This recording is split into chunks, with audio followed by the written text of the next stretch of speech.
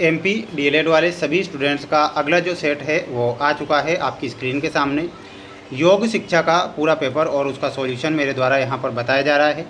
My dear friends, इन प्रश्नों को आपको याद करना है और अच्छे से एग्ज़ाम देकर आना है। 25 नंबर का आपका पेपर होगा और सभी बच्चों को ध्यान से पेपर देखना है।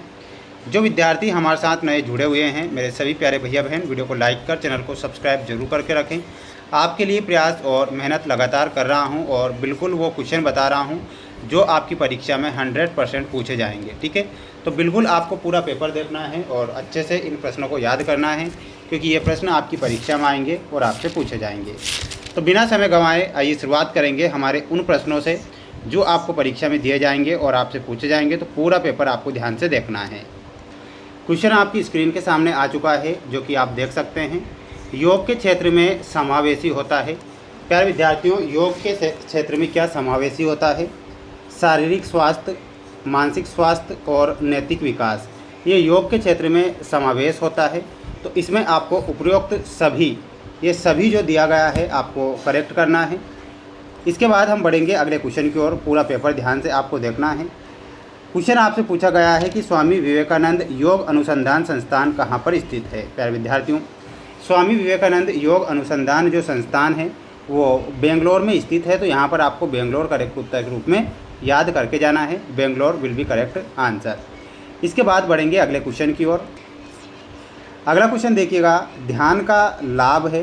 प्यारे विद्यार्थियों, ध्यान का लाभ क्या होता है? तो ध्यान रखना है, मन की जो शांति होता है वो ध्यान का लाभ होता है।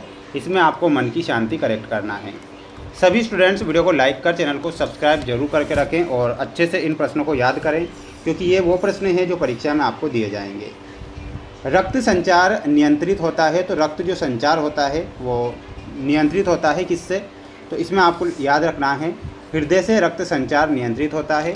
इसमें आपको हृदय ध्यान रखना है और अच्छे से याद करना है। बढ़ेंगे हमारे अगले क्वेश्चन की ओर, जो कि आप यहाँ पर देख सकते हैं। क्वेश्चन आपसे पूछा जाएगा कि योग का प्रभाव पड़ता है। प्यारे विद्यार्थियों, योग का जो प्रभाव पड़ता है रक्त संचार पर पड़ता है, त्वचा पर पड़ता है और श्वसन तंत्र पर योग का प्रभाव पड़ता है। तो इसमें भी आपको उपरोक्त सभी करेक्ट करना है। ठीक है, तो बिल्कुल ध्यान से इन आंसर को याद करके जाएंगे। इसके बाद हम बढ़ेंगे हमारे अगले क्वेश्चन की ओर। अगला क्वेश्चन देखिएगा, आपकी स्क्रीन के सामने अगला क्वेश्चन आ चुका है कि बैठकर किए जाने वाले आसन के नाम लिखिए, योग का महत्व लिखिए और ध्यान में बाधक तत्व कौन से हैं? तो इनके आंसर आपको ध्यान से देखना है और याद आपको करना है। आंसर आपकी स्क्रीन के सामने आ चुका है कि बैठकर किए जाने वाले आसन के नाम लिखिए कोई 4। तो कोई 4 आपको नाम लिखना है। तो ये 4 नाम हैं जो कि बैठकर हम कर सकते हैं: पद्मासन, वज्रासन, सुखासन और पश्चिमोत्तानासन। ठीक है, तो ये आपको 4 आसन यहाँ पर ध्यान रखना है और याद आपको करना है। इसके बाद हम बढ़ेंगे हमारे अगले क्वेश्चन की ओर। ध्यान से आप देखिएगा। क्वेश्चन देखिएगा, योग का महत्व लिखिए। माय डियर फ्रेंड्स, योग का जो महत्व होता है वो क्या होता है? शारीरिक स्वास्थ्य, यह शरीर को लचीला और मजबूत और स्वस्थ बनाता है। एक होता है मानसिक शांति। तो इसमें लिखना है, योग तनाव, चिंता और अवसाद को कम करने में मदद करता है। अगला पॉइंट आपको लिख कर आना है, एकाग्रता। तो एकाग्रता में लिखना है, इसके नियमित अभ्यास से मन की एकाग्रता और याददाश्त बढ़ती है। रोग प्रतिरोधक क्षमता में लिखना है, यह शरीर की बीमारियों से लड़ने की शक्ति को बढ़ाता है। तो इतना आपको यहाँ पर लिखना है। ध्यान में बाधक तत्व कौन से हैं? तो ध्यान में जो बाधक तत्व होते हैं उन्हें आपको ध्यान से देखना है। ध्यान में बाधक तत्व योग शास्त्र के अनुसार ध्यान में मुख्य बाधक तत्व निम्नलिखित है। एक होती है चंचलता, मन का एक जगह स्थिर ना होना, आलस्य और निद्रा, शरीर में सुस्ती या ध्यान के दौरान नींद आना। अगला पॉइंट लिखना है अधीरता, जल्दी परिणाम पाने की इच्छा रखना। और अगला पॉइंट रखना है बाहरी शोर, तो आसपास के वातावरण का अशांत होना। तो ये आपको यहाँ पर करेक्ट करना रहेगा। इसके बाद हम बढ़ेंगे हमारे अगले प्रश्न की ओर।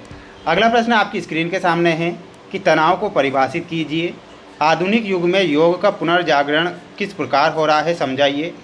और इसके बाद में जो ये संक्षिप्त टिप्पणी दी जाएगी आपको, यम, प्राणायाम और विश्व योग। तो ध्यान से इन सभी के आंसर आपको देखना है और अच्छे से क्या कर लेना है, याद कर लेना है। देखिएगा, तनाव की परिभाषा में आपको लिखना रहेगा कि तनाव एक मानसिक या शारीरिक प्रतिक्रिया है जो किसी चुनौतीपूर्ण या प्रतिकूल स्थिति के प्रति शरीर में उत्पन्न है और मनोवैज्ञानिक रूप से जब व्यक्ति की क्षमताएं उसकी परिस्थितियों की मांगों से कम पड़ती है तब तनाव की स्थिति पैदा होती है। तो ये आपको तनाव की परिभाषा लिख कर आना है। आधुनिक युग में योग का पुनर्जागरण, तो इसमें आपको ध्यान रखना है, ध्यान से देखिएगा। आधुनिक युग में योग का पुनर्जागरण तेज़ी से हो रहा है क्योंकि यह अब केवल एक धार्मिक अभ्यास न रहकर विश्वव्यापी जीवन शैली बन चुका है। इसके मुख्य जो कारण हैं निम्नलिखित हैं, स्क्रीनशॉट ले लीजिएगा इतना। कारण जो होगा, स्वास्थ्य के प्रति जागरूकता, बढ़ती जीवन शैली की बीमारियों जैसे कि रक्तचाप, मधुमेह और मोटापा के कारण लोग प्राकृतिक उपचार के रूप में योग को अपना रहे हैं। मानसिक तनाव में लिखना है, आज की भागदौड़ भरी जिंदगी में तनाव और चिंता को कम करने के लिए और प्राणायाम सबसे प्रभावी साधन बनकर उभरे हैं। वैज्ञानिक आधार में आपको लिखना है, अगला पॉइंट देखिएगा। आधुनिक चिकित्सा विज्ञान ने भी योग के लाभों को स्वीकार किया है जिससे कि इसकी विश्वसनीयता बढ़ती है। अंतर्राष्ट्रीय मान्यता 21 जून को अंतर्राष्ट्रीय योग दिवस घोषित किए जाने से योग वैश्विक स्तर पर एक जन आंदोलन बन गया। डिजिटल माध्यम में लिखना है, सोशल मीडिया और ऑनलाइन क्लासों के माध्यम से योग अब घर घर तक पहुंच चुका है। तो ये आप यहाँ पर करेक्ट करेंगे। इसके बाद में जो ये क्वेश्चन है माय डियर फ्रेंड्स, आप इसका एक स्क्रीनशॉट ले लीजिएगा और इनके यम और प्राणायाम विश्व योग दिवस, तो इनके बारे में आपको टिप्पणी लिखना है। तो बिल्कुल आप इसका एक स्क्रीनशॉट लेकर याद करेंगे। चैनल पर जो बच्चे नए जुड़े हैं चैनल को सब्सक्राइब जरूर करें। ये IMP क्वेश्चन है जो परीक्षा में आपको दिए जाएंगे।